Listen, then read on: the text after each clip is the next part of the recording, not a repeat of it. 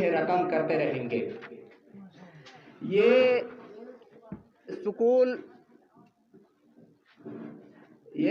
ہم نے ایک چھوٹے سے سیٹ اپ سے شروع کیا تھا۔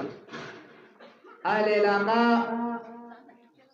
باشعور نوجوانان اور تمام والدین کی کوشش خلوص کی وجہ سے آج اس جو بیج کو ہم نے لگایا تھا وہ تناور پودا ہو کر ہمارے سامنے ہے۔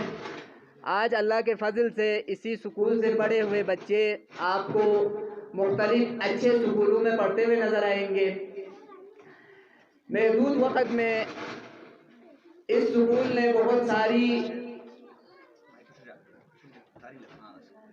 کافی ساری اچیومنٹس حاصل کی ہے۔ اچھے سکولوں میں ہمارے بچوں کو آپ لوگوں کی تعاون کی بدولت، اساتذہ کرام کی محنت کی بدولت داخلہ مل چکی ہے۔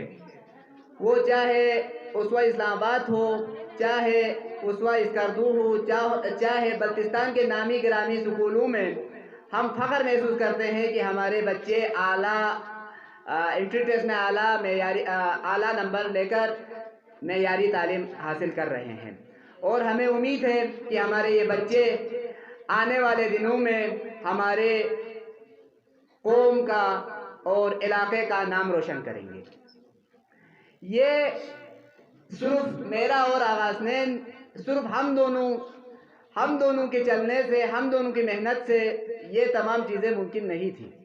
اس کے لیے یقیناً آپ تمام کی کوشش ہے، اہل علاقہ کی کوشش ہے۔ مجھ سے پہلے آغا صاحب نے فرمایا کہ تنقید کی بات آ رہی تھی۔ تنقید برائے اصلاح ہو تو ہم سر تسلیم خم کریں گے۔